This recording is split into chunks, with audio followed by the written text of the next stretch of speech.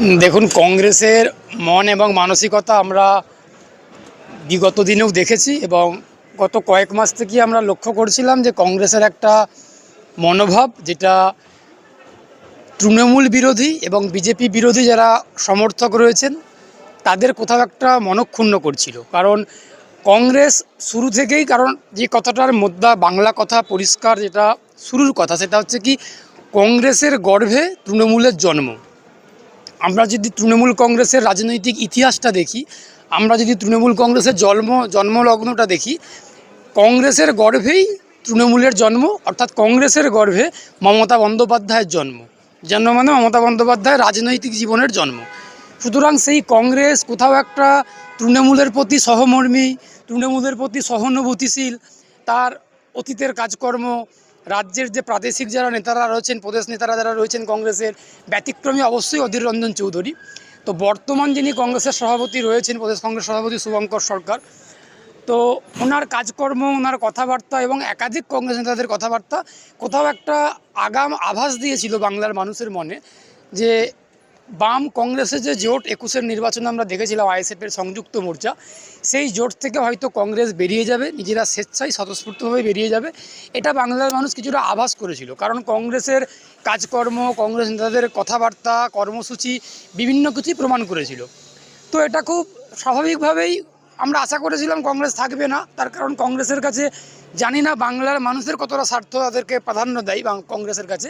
এখন তৃণমূলকে যেভাবেও হালে পানি পাওয়াতে হবে বা তৃণমূলকে যেভাবেও ক্ষমতায় টিকিয়ে রাখতে হবে, আমরা হয়তো এটাও দেখতে পারি যে কংগ্রেসের সঙ্গে তৃণমূল কংগ্রেসের 26-এর বিধানসভা নির্বাচনে হয়তো জোট হতে পারে। সুতরাং সেই দিকেতেই এগিয়ে যাচ্ছে। বাংলার মানুষ বিচার করবেন, যারা কংগ্রেসের কর্মীর সমর্থক, যারা তৃণমূলের বিরুদ্ধে এবং যারা বিজেপির বিরুদ্ধে, তাদের কোথাও একটা মনে আঘাত দিচ্ছে কংগ্রেসের এই কার্যকলাপ এবং কংগ্রেসের এই সমস্ত সিদ্ধান্ত। এটা আমরা আশা করছি আগামী দিনে গণতান্ত্রিক পদ্ধতিতে বিধানসভা নির্বাচনেতে বাংলার মানুষ একটা ঐতিহাসিক রায় দেবেন, জানাবেন কংগ্রেসের বিরুদ্ধে। তৃণমূল কংগ্রেসকে বাংলাতে আনলো কারা? তৃণমূল কংগ্রেসকে বাংলাতে আমদানি করলো কারা?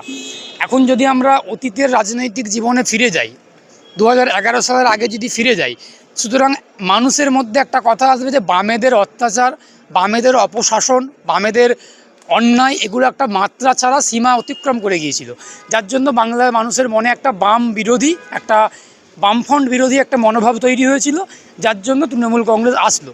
কিন্তু শুধুমাত্র তো ওটা কারণ না, একটা সরকার, একটা রাজনৈতিক দল গণতান্ত্রিক রাষ্ট্রে দীর্ঘদিন ক্ষমতায় থাকলে অবশ্যই তাদের বিরুদ্ধে একটা অ্যান্টি ইনকামবেন্সি, অর্থাৎ একটা প্রতিষ্ঠানের বিরোধিতা তৈরি হয়, সেটা স্বাভাবিক। বামেদের বিরুদ্ধেও তৈরি হয়েছিল। কিন্তু তৃণমূল কংগ্রেসকে আনার ক্ষেত্রে বিজেপির ভূমিকা ছিল, তৃণমূল কংগ্রেসকে বাংলাতে আনার ক্ষেত্রে কংগ্রেসের অবদান ছিল, এসইউসিআইয়ের অবদান ছিল, জামাতে ইসলামী হিন্দের অবদান ছিল। সুতরাং বাম বিরোধী বিভিন্ন দলগুলো যারা ছিল, এই যে এখন বিজেপির সঙ্গে তৃণমূলের মুখোমুখি লড়াই হচ্ছে, একটা মানুষের কাছে প্রমাণ করার চেষ্টা হচ্ছে, এই বিজেপির কেন্দ্রের নেতারা এসে মমতা বন্দ্যোপাধ্যায়কে সহযোগিতা করেছিল। এটা কারা জানি না আমরা, আমাদের তখন বয়স কম ছিল, যারা আমাদের থেকে রাজনীতি যারা সিনিয়র আমাদের থেকে রাজনৈতিক জীবনে, তারা খুব ভালো করে বলতে পারবেন, জানতে পারবেন, আমরাও দেখেছি। সুতরাং এই কংগ্রেসের অবদান খুব একটা স্মরণীয় অবদান ছিল তৃণমূল কংগ্রেসকে আনার ক্ষেত্রে। এবার যদি এখন আপনি বলেন যে তৃণমূল কংগ্রেসের কি কোনো অধিকার নেই তৃণমূলের বিরুদ্ধে বলার? নিশ্চয়ই অধিকার রয়েছে। একসময় জোট করেছিল বলে অন্যায় যদি চিরকাল হতেই থাকে, সেই অন্যায়টাকে মাথা পেতে নেব, অন্যায়টাকে দেখব, এটা তো কখনো হতে পারে না।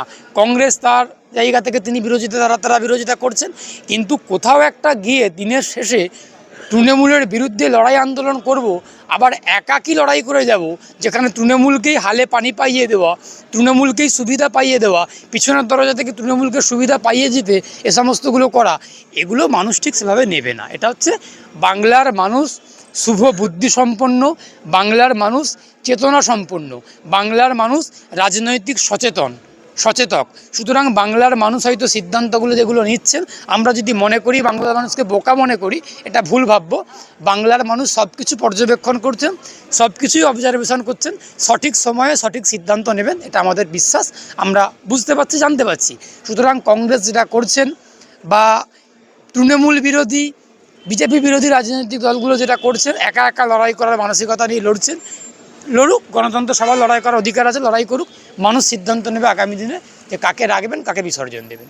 আমি একজন পশ্চিমবঙ্গের সাধারণ মানুষ হিসাবে, আমি একজন শুভ বুদ্ধিসম্পন্ন সমাজের প্রতিনিধি হিসেবে, একজন আইনজীবী হিসেবে, আমি অ্যাডভোকেট শেখ বাবুলাল বাম সমর্থক, বাম কর্মী হিসেবে বলতে চাই যে যারা যারা তৃণমূলের বিরুদ্ধে, যারা যারা বিজেপির বিরুদ্ধে, বিজেপি এবং তৃণমূলী মানসিকতার যারা মানুষ, যারা তৃণমূলী এবং বিজেপির মানসিকতায় উদ্বুদ্ধ, তাদেরকে আমি আহ্বান জানাবো।